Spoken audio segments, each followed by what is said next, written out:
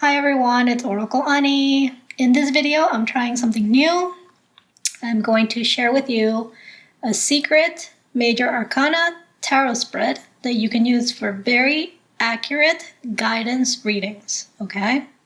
So I got the spread from the Tarot Balbi deck that I got from my grandmother. It was her deck. And I think the cardstock was just too thick for her, so she gave it to me even before I agreed to learn how to read.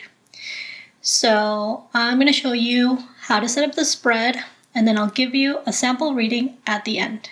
Okay, so this spread is at least 50 years old. Look at it's such an old paper. So this spread is at least 50 years old, and I have not seen anyone else using it. Like, I'm sure others out there know it, but I just haven't seen it mentioned anywhere else. I noticed that it's in other Fournier decks that she left me. So maybe this is more commonly known in Spanish countries. I have searched here on YouTube, and I did not find any videos on this specific spread. And when I mention it online, other people don't know what I'm referring to. So I'm like, you know what? I'm gonna make this video so I can share it with other tarot readers that might find it interesting and unique, and then that way they can use it too. I've been using the spread since I first started giving readings to others. I totally skipped the 3-card spread and I started with this one, so any reader from any skill level can use it. And so I want to go through some of the benefits that I've noticed from using this spread that are unique to this spread, okay? So first of all, it's just with the major arcanas, so you're really going to learn the meanings of the cards by just pulling those, okay? You can use this spread with, well, this is not unique to it, but you can use this spread with any tarot deck. And actually, I'm using the Rider-Waite for this video. You can use this spread whether the querent has a question or not. I personally use it when the querent doesn't have a specific question in mind but still wants a reading. The very unique thing about this is that the querent gets to choose their own cards without touching your cards. But even if you don't care about that, you can use it with somebody online, and then they still get to choose their own cards without physically being there in front of you. Okay, so I think that's like the most unique thing about this, right? So if you like this type of video so far, please give me a like or subscribe so I know to share more of these secret vintage spreads with you. Because I have another one in this deck, and I have a few other ones from the other decks, okay? All right, so let's get started. You are going to need your deck of cards. I've already separated the majors here, okay? So you are going to want to do that. You cannot use, I guess maybe I have to be a little obvious, but you can't use playing cards because it's just majors, okay? You're gonna need a pen or pencil, a piece of paper, and a calculator if you don't want to do math. All right, so there are very specific steps to selecting the cards with the help of the querent. For the purposes of this video, I'm going to use a random number generator on my phone to play the role of the querent. If at any time you find the steps confusing or overwhelming, just take a deep breath and try again, okay? Okay, for those that want me to give them a reading with the spread, I'm including the link to my online booking system in the description below so you can schedule a reading with me. All right, so I don't need the paper or the pen right now, so we're just gonna put it to the side. And now I'm going to shuffle the deck. You can shuffle it like this. You can shuffle like this, however you want. I like to riffle, shuffle, right? And you'll stop when you stop, right?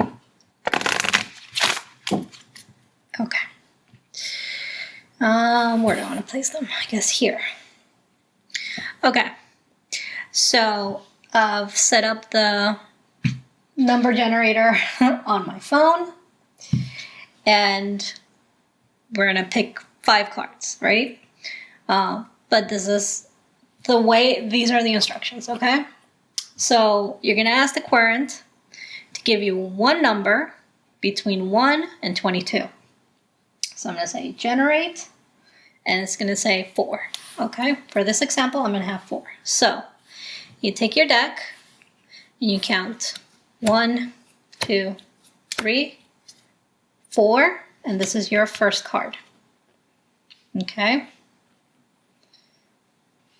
This is your first card. I'm trying to figure out the spacing on the table. 1 second. Okay, so this is your first card. Then for the second card, you're gonna ask the querent again to give you any number between 1 and 22. So generate 19. Okay. 1, 2, 3, 4, 5, 6, 7, 8, 9, 10, 11, 12, 13, 14, 15, 16, 17, 18. What I usually do here is that I just continue. So then 19. But, so this would be my second card, and I'm going to put it on the right, and I'm going to leave a space in the middle because we're going to get a center card at the end. Other things that you could do, I guess you could flip them, and then that would be it. If you read reversals, you can figure out, technically you want to keep them face down throughout the selection process up until we're doing the numbers. So I wouldn't recommend flipping them over and going like, okay. But if you wanted to do that, you could totally do that. And, use the spread however your intuition is telling you is best for you to do it, right? All right, so now we're going to go for the third card. And I'm going to explain what each card represents when I flip them over before I start the reading. So again, you're going to ask the querent for any number between 1 and 22. So generate 9.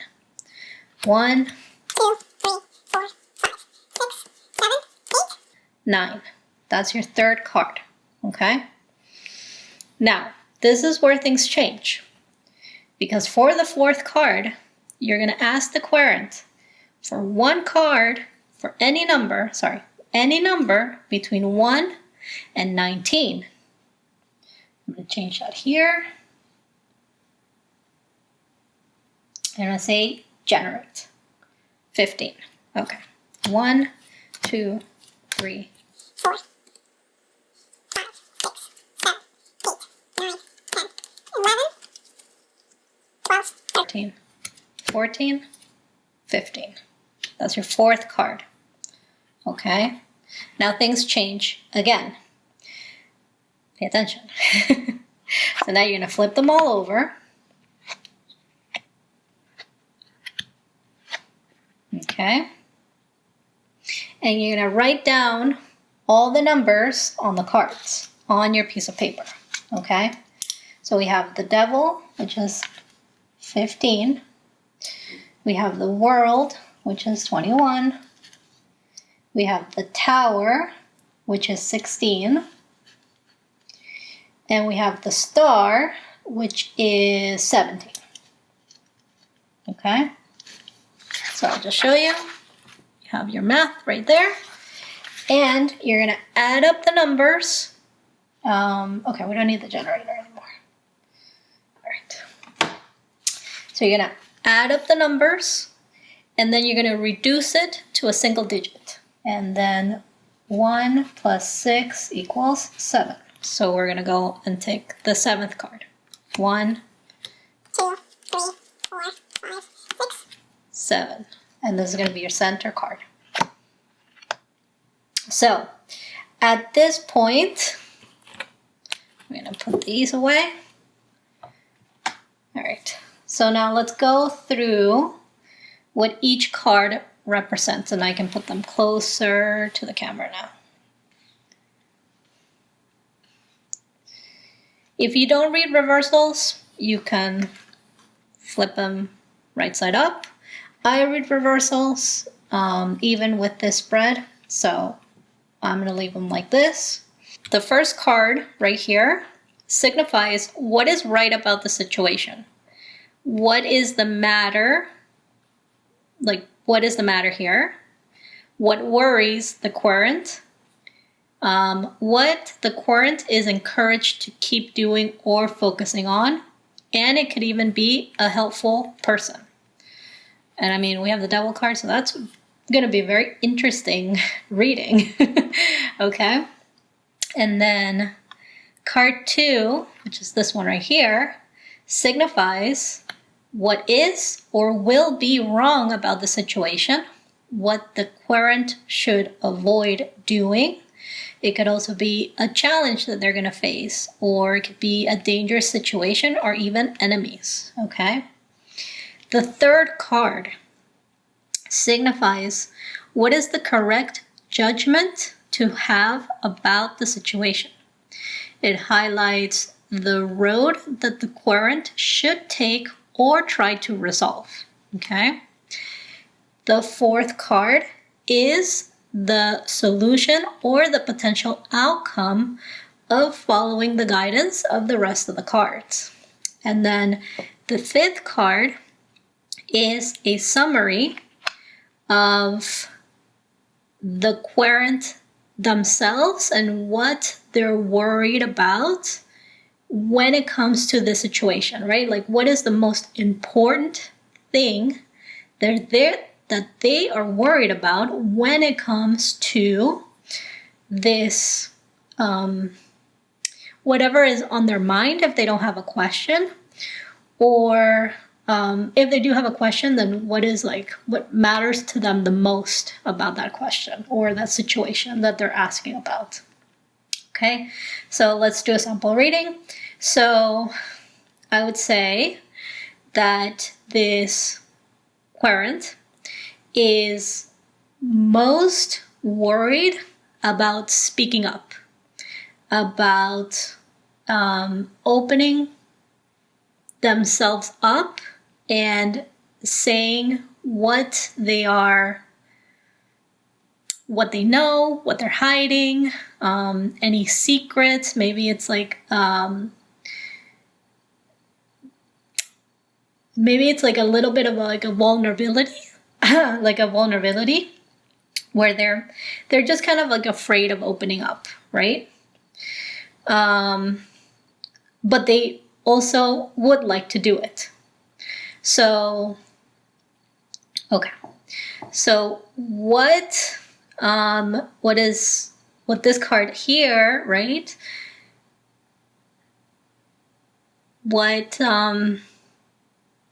Let's see.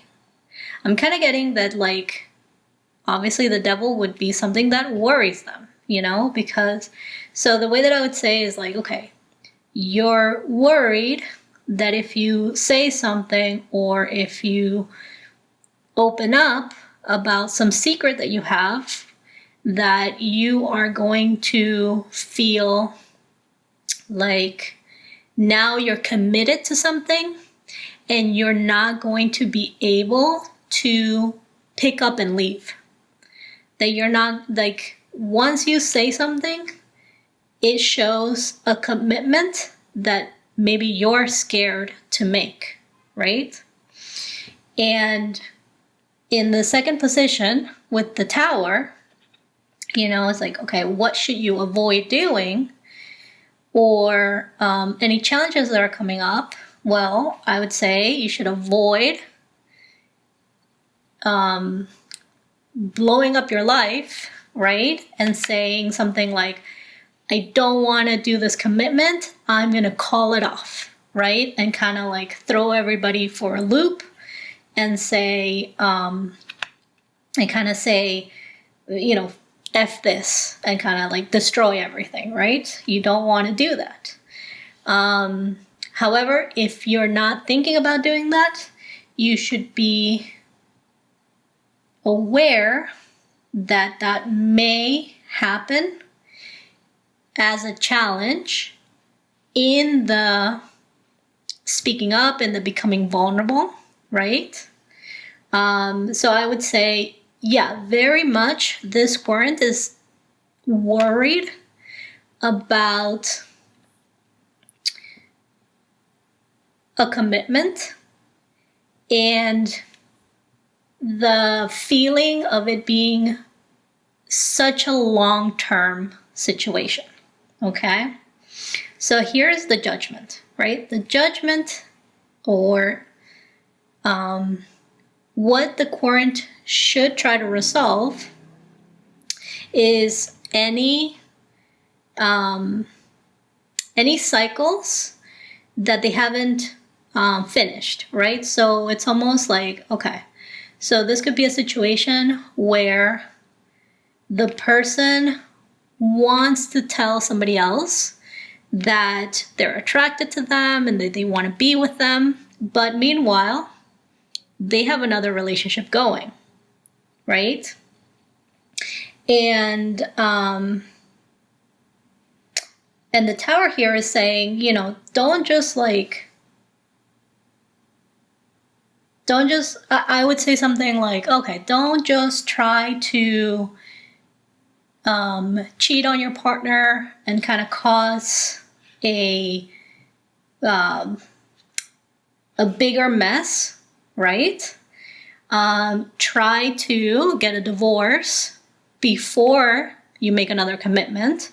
Try to close one cycle, try to close one relationship before you start another, right? If they're not asking about love or whatever, right? Maybe it's like a career question, then I would say, you know, try to, I would say, you know, speak up that you want a promotion, maybe, because like the devil is success. Could even be, yeah, let's just say success, right? But don't just like leave your job from one day to the next. Try to close out your duties here, start looking for another job, and then make the commitment to where you want to do, right? Go through the process. Don't just like make a rushed decision. Like, I would say it's correct that you want to do this and that you want to go this way, but you have to do it the right way, right? And then the solution or the potential outcome is that you are going to have the success or the attention or the healing that you deserve, that you're looking for. You're going to feel more hopeful, right? If you do things the right way, right? You close out cycles before you start new things. And that actually could be the reason why they're feeling nervous, because they haven't closed their ties in one place and they're already thinking about something else, right? And so there's like an anxiety there. This could also just be anxiety of being in the spotlight, you know? It's like, okay, once I make this commitment everybody's gonna know. And I'm not gonna be able to hide, right? Like this is almost, it also almost feels like a celebrity type of situation. You know, it's like, okay, if I do this thing, I'm out there, I'm in the public view, and I'm gonna have to just deal with being a public personality. So many ways to read this, obviously, but that would be the reading, right? Okay, so that is the Secret Major Arcana spread. If you try it out, or if you already knew it, let me know in the comments. I'd love to know what you think of it. I have a timeless tarot reading that features the Tarot Balbi cards if you want to watch that next. Thank you for watching, and I'll see you next time for another video. Bye.